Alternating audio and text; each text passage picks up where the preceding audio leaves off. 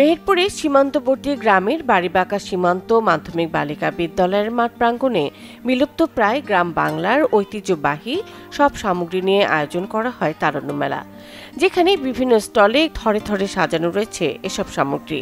আর কোমলমতি শিক্ষার্থীরা বিলুপ্তপ্রায় এসব সামগ্রী প্রাণ ভরে উপভোগ করতে পারছেন এই আয়োজনের মাধ্যমে।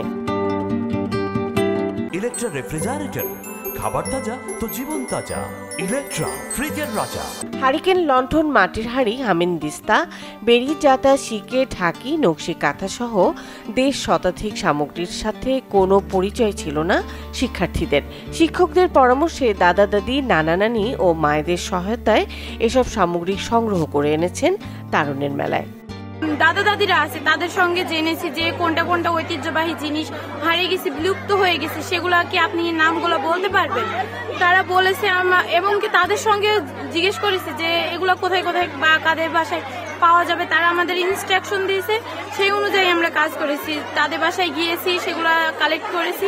আমরা আজকে আমাদের এই তারুণ্য মেলা উৎসবে আমরা বিভিন্ন ধরনের লৌহ সামগ্রী, কাঁসা সামগ্রী এবং পিতল সামগ্রী সংগ্রহ করেছি। এখন আমাদের বাসাতে এগুলো ব্যবহার করা হয় না, এখন নতুন নতুন প্রযুক্তি ব্যবহার করা হয়।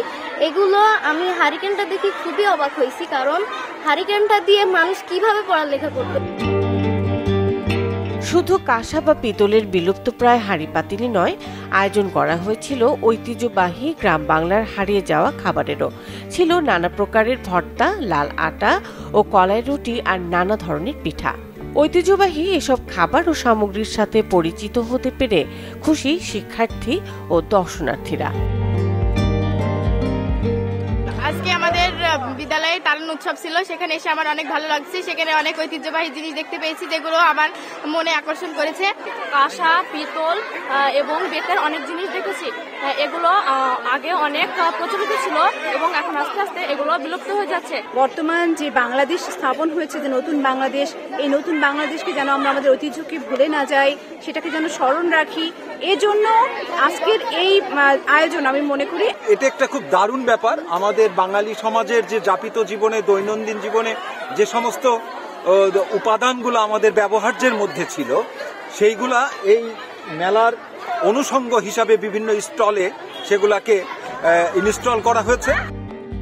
বিলুপ্তপ্রায় এসব সামগ্রী সংরক্ষণের লক্ষ্যে একটি সংগ্রহশালা করার দাবি বিদ্যালয়ের প্রধান শিক্ষকের। তিনি বলছেন, এতে আগামী প্রজন্ম লালন করবেন হারিয়ে যাওয়া সব ঐতিহ্যকে। প্রায় আমরা এখানে 200 থেকে 250টি হারিয়ে যাওয়া জিনিস আমরা রেখেছি। এখানে তাদের সাথে পরিচয় ঘটছে।